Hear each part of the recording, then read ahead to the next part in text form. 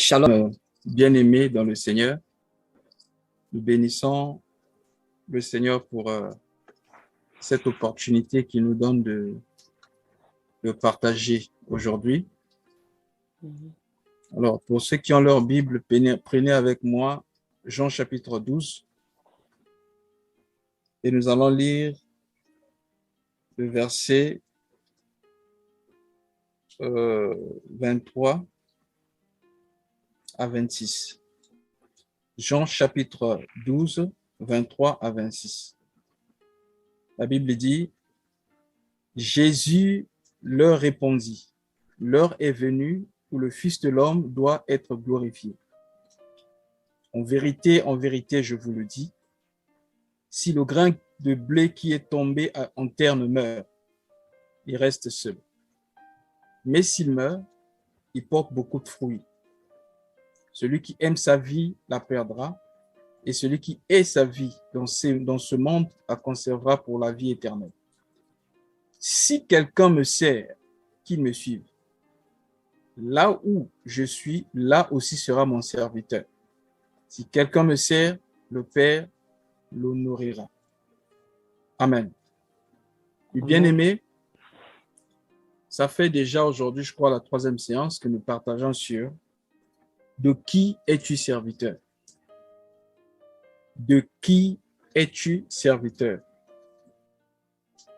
Et la fois passée, si je ne me trompe pas, le sous-thème que nous avions pris, c'était « Sers Dieu et non la créature ». Alors aujourd'hui, par la grâce de Dieu, toujours dans cette même perspective, parlant de servir Dieu ou de qui es-tu serviteur, nous allons parler du fait d'être coéquipier avec Christ ou encore servir comme Christ. Le Seigneur Jésus a dit au verset 26, « Si quelqu'un me sert, qu'il me suive. Et là où je suis, là aussi sera mon serviteur. » Ça, c'est la version Louis Séguin. Et j'aimerais qu'on lise ça aussi dans la version Semeur. Là-bas, c'est bien dit, c'est mieux dit, je voulais dire. Jean chapitre 12, je vais lire le verset 26. Il est écrit, « Si quelqu'un veut être à mon service, qu'il me suive. Là où je serai, mon serviteur y sera aussi. Si quelqu'un est à mon service, le Père lui fera honneur. » Bien-aimé dans le Seigneur, la Bible dit, si quelqu'un veut servir le Seigneur Jésus-Christ, il doit le suivre. Comme je disais, nous partageons ce soir sur le fait d'être coéquipier avec Christ ou encore travailler comme le Christ, travailler pour le Christ. Il a dit, si quelqu'un veut être à mon service, qu'il me suive. Ça veut dire quoi? Si nous voulons servir le Seigneur Jésus-Christ, nous devons marcher sur ses traces. Nous devons vivre comme il a vécu afin de servir comme il a servi. Dans nos messages passés, nous avions dit que lorsqu'on parle de servir Dieu, la première pensée, généralement chez l'homme, lorsqu'on parle de servir, c'est de faire quelque chose pour Dieu. Mais lorsque nous lisons les Écritures, nous constatons que servir, ce n'est pas d'abord le fait de faire quelque chose, mais le plus important, ou la base de tout ça, dépend d'abord de ce que nous sommes devant Dieu. Donc, servir Dieu, c'est appartenir à Dieu. Servir Dieu, c'est dépendre totalement de Dieu. Parce que lorsque Dieu a créé l'homme, Dieu ne l'avait pas créé parce qu'il avait besoin de serviteurs ou d'un serviteur, mais Dieu l'avait créé parce qu'il avait besoin de communion. Donc, le plus important avec Dieu, ce n'est pas d'abord ce que nous faisons pour Dieu, mais d'abord ce que nous sommes avec Dieu. Car si Dieu ne reçoit pas ce que nous sommes, Dieu ne pourra pas recevoir ce que nous faisons pour lui ou ce que nous lui donnons. En effet, lorsqu'on parle de l'offrande, les premières personnes qui ont fait une offrande à Dieu dans la Bible, c'est Caïn et Abel. Et quand vous lisez dans Genèse chapitre 4 là-bas, je crois que c'est du verset 3 jusqu'à peut-être 6 ou 7 là-bas, la Bible nous explique que Abel était berger, Caïn était laboureur. Et à un certain temps, après un certain temps, les deux avaient apporté une offrande à l'Éternel. Comme Abel était berger, il apporta l'animal et ils ont choisi le meilleur. Mais Caïn, de son côté, il avait apporté les fruits de la terre. Et si vous lisez bien, la Bible dit, Dieu porta un regard sur Abel et sur son offrande, et Dieu ne porta pas de regard favorable sur Caïn et son offrande. Donc le problème ici, ce n'était pas d'abord l'offrande, mais le problème, c'était la personne d'abord.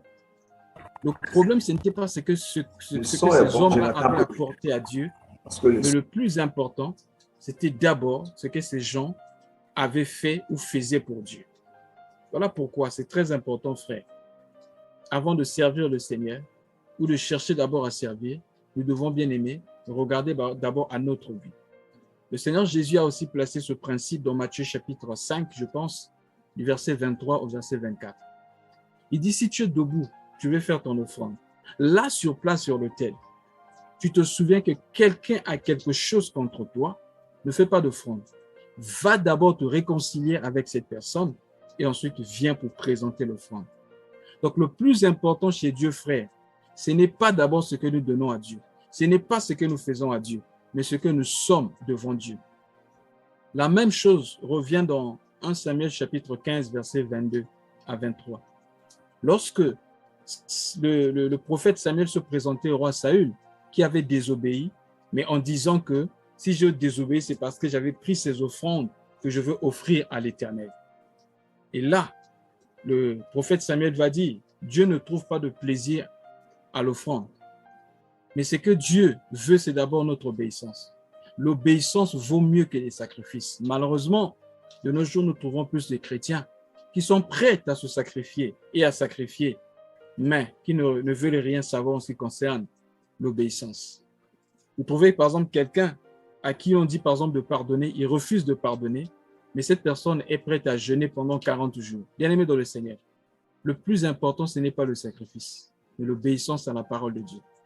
Obéissons d'abord à Dieu et Dieu va agréer notre sacrifice ou notre offrande.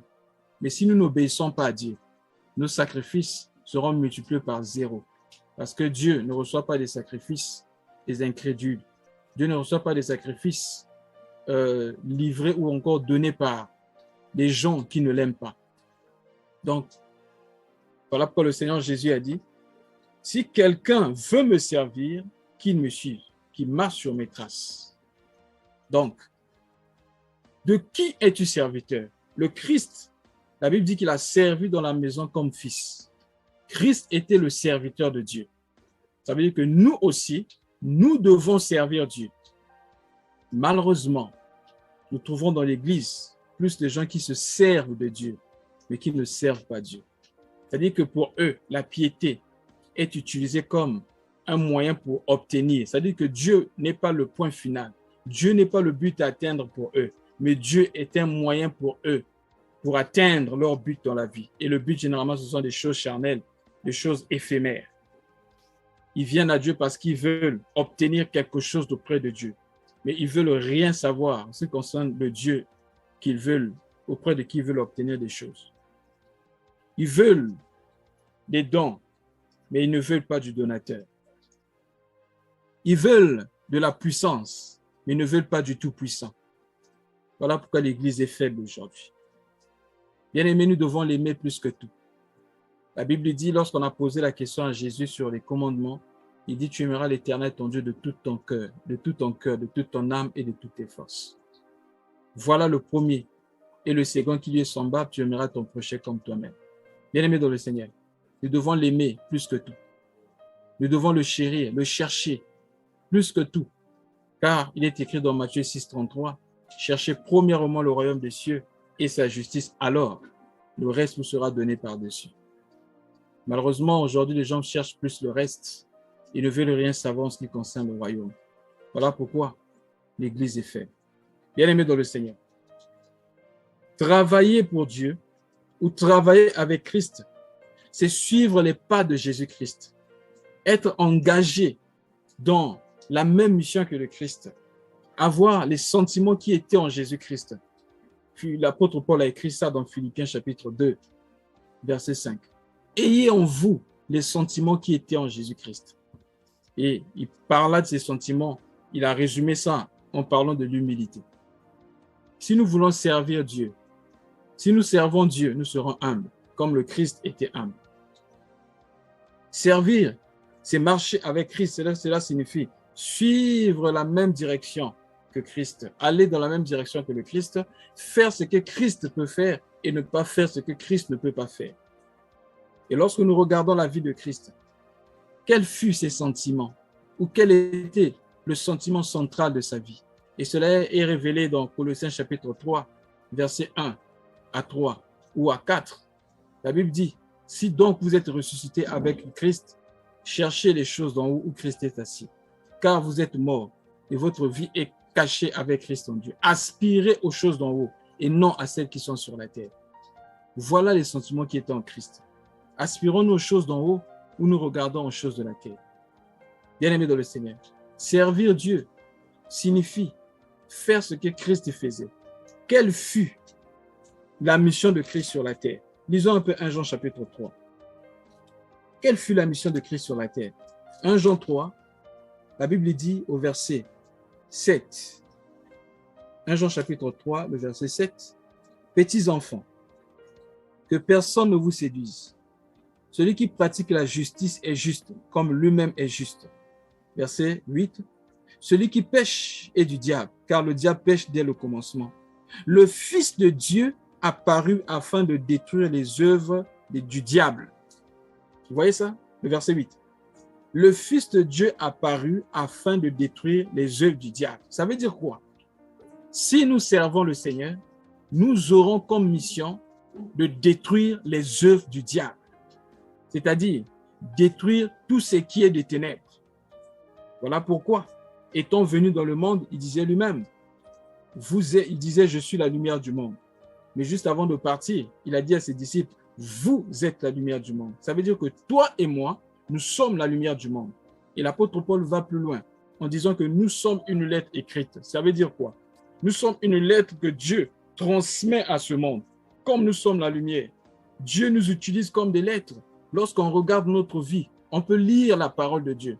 On peut lire « Soyez toujours joyeux ». Lorsqu'on regarde notre vie, on peut lire « Soyez patient dans l'affliction ».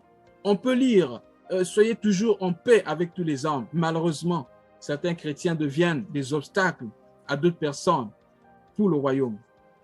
Parce que lorsqu'on regarde leur façon de vivre, lorsqu'on regarde leur comportement, ça ne pousse même pas la personne à vouloir venir à Christ. Parce qu'ils sont durs de caractère. Parce qu'ils ont des comportements, quelquefois, bien-aimés, qui ne laissent pas à désirer. C'est ce qui fait que, bien-aimés, certaines personnes refusent de croire au Seigneur, refusent de venir à Dieu à cause de notre marche. Ô bien-aimés dans le Seigneur, nous sommes la lumière du monde. Et si nous sommes la lumière, Dieu nous utilisera pour dissiper le ténèbre autour de nous. Il a dit, je vous envoie dans le monde comme des brebis au milieu des loups. Ne soyez prudents comme des serpents, mais doux comme des colombes. Ô Philippiens 4:4, la Bible dit que votre douceur soit connue de tous. Mais qu'est-ce que nous constatons? Les gens sont doux dans les 4 coins de l'église, les 4 murs qu'ils appellent église.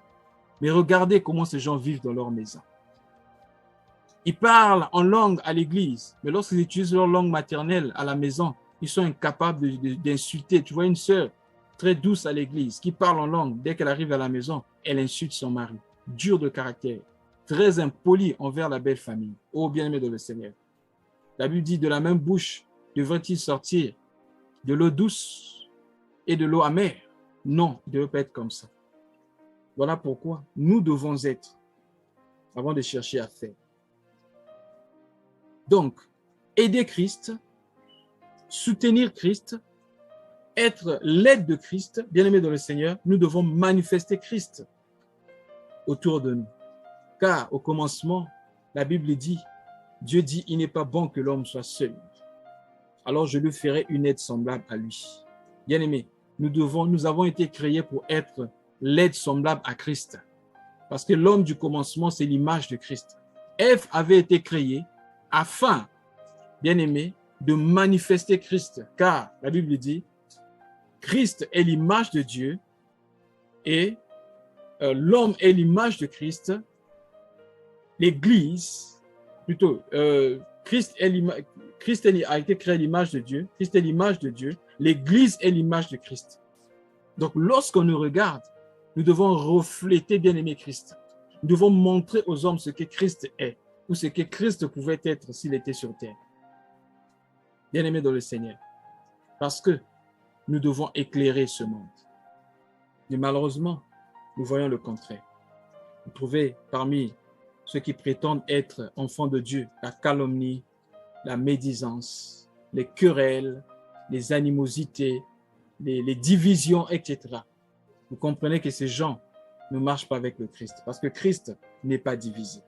Bien-aimé dans le Seigneur, la Bible dit, le Fils de l'homme apparut pour détruire les œuvres des ténèbres. Ça veut dire quoi? Nous ne devons pas avoir quelque chose de ténèbres en nous. Nous ne devons pas garder en nous, bien-aimés, ou avec nous, ce qui ne glorifie pas le Seigneur. Cela signifie aussi que nous n'allons pas partir dans des endroits qui ne glorifient pas le Seigneur. Nous n'allons pas utiliser aussi notre bouche pour dire n'importe quoi ou nos oreilles pour écouter n'importe quoi. Je me rappelle au début de ma vie chrétienne, je continuais à écouter toujours la musique, comme on peut dire la musique profane. J'aimais beaucoup écouter le rap et le R&B. Et même après avoir reçu le Seigneur, je me disais, bon, j'écoute juste pour passer le temps. Mais bien aimé dans le Seigneur, ton corps est le temple du Saint-Esprit. Comment peux-tu accepter d'écouter des choses qui ne glorifient pas Dieu? C'est après que j'ai compris ça. Et le Seigneur m'avait délivré de toutes ces choses, si bien que j'avais brûlé tous les CD que j'avais, les cassettes. Bien aimé dans le Seigneur, nous devons éclairer par notre comportement. Nous devons éclairer par même notre façon de nous habiller. Certains ne veulent pas venir au milieu des chrétiens à cause de leur façon de s'habiller. Souvent, nous disons que les musulmans ne connaissent pas Dieu parce que Allah n'est pas le véritable Dieu. Il est écrit dans 1 Timothée 2,5 qu'il n'y a qu'un seul Dieu et un seul médiateur entre Dieu et les hommes, Jésus-Christ. Mais bien aimé, regardez comment ces gens-là s'habillent alors qu'ils n'ont pas le Saint-Esprit. Mais ils s'habillent de façon décente, bien aimé. La Bible dit la femme devait s'habiller de façon décente. Mais aujourd'hui, même dans les églises, vous voyez des habits de boîte de nuit, des chantres qui s'habillent en mini-jupe, laissant leur partie intime dehors à la merci de tout le monde. Et vous appelez ça église. Vous appelez ça, c'est pas worship. Vous appelez ça adoration ou louange. Faisons très attention. La Bible dit ne vous conformez pas au siècle présent, mais soyez transformés par le renouvellement de l'intelligence afin que vous discerniez quelle est la volonté de Dieu. Ce qui est bon, agréable et parfait. La Bible dit tel il est, tel nous sommes aussi dans ce monde. 1 Jean chapitre 4, verset 17. Bon, je veux dire 16 à 17. La Bible dit ceci. Et nous avons connu l'amour que Dieu a pour nous et nous y avons cru. Dieu est amour. Et celui qui demeure dans l'amour demeure en Dieu et Dieu en lui. Tel il est, tel nous sommes aussi dans ce monde. C'est en cela que l'amour de Dieu est parfait en nous, afin que nous ayons de l'assurance au jour du jugement. Voyez, tel il est, tel nous sommes. Tel Christ est, tel on devait, bien aimer, manifester Christ à l'extérieur. Qu'est-ce que cela signifie? Je dois marcher avec le Christ partout. Car l'apôtre Paul a dit, ce n'est plus moi qui vis, mais Christ qui vit en moi. Par conséquent, quand je suis sur le point de regarder une série à la télé, je dois me poser la question, est-ce que le Christ peut suivre ce que je suis à la télé? Quand je suis sur un site, quand je suis sur une page, c'est pas des réseaux sociaux, une page des réseaux sociaux, je dois me poser la question, ce que je suis en train de faire, est-ce que Christ peut le faire? Ce que je suis maintenant, qu'est-ce que Christ peut le suivre? Je me rappelle, on avait posé la question à un homme. Disons, la personne lui disait, si tu me montres seulement un passage biblique qui dit ne fumez point, alors j'arrête la cigarette. Oh, j'ai béni le Seigneur pour la sagesse qu'il avait donnée à cet homme. Cet homme lui a dit, je vais te poser seulement une seule question. Et ça sera à toi de me répondre. Est-ce que tu peux prendre la cigarette et partager avec Jésus? Il dit, non, je ne peux pas faire cela. Ok, si tu ne peux pas faire cela, alors ne le fais pas. Parce que Christ vit en toi, ce n'est plus toi qui vis, mais c'est Christ qui vit en toi. Donc, lorsque je suis sur le point de dire quelque chose, je dois me dire que c'est Christ qui va le dire. Oui, Seigneur. Oui, nous venons à ton trône de grâce te remercier, Seigneur, pour toutes ces paroles, ces bonnes paroles que nous avons reçues, Seigneur. C'est vraiment un message puissant, très encourageant pour notre vie chrétienne. Et vraiment, je te demande, Seigneur, vraiment que ces paroles puissent porter du fruit, Seigneur, afin que nous soyons en témoignage partout où tu nous as placés, dans nos familles, dans notre voisinage, sur notre lieu de travail, Seigneur, etc. Merci pour toutes tes grâces, Seigneur. Merci pour tous ces sujets que nous avons présentés. Nous savons déjà que nous avons prié selon ta volonté et nous allons être exaucés, Seigneur. Merci pour ces serviteurs qui nous portent la parole. Nous te demandons de les fortifier puissamment dans tout leur être, Seigneur, et de vraiment mettre ta main sur eux afin qu'ils puissent résister, Seigneur, parce que Dieu sait s'ils sont la cible, Seigneur. Et vraiment, nous pensons à eux, Seigneur. Nous les soutenons dans la prière, Seigneur, ainsi que leur famille, Seigneur. Merci pour toutes tes grâces. Ainsi nous avons prié. À toi seul soit toute la gloire. Amen.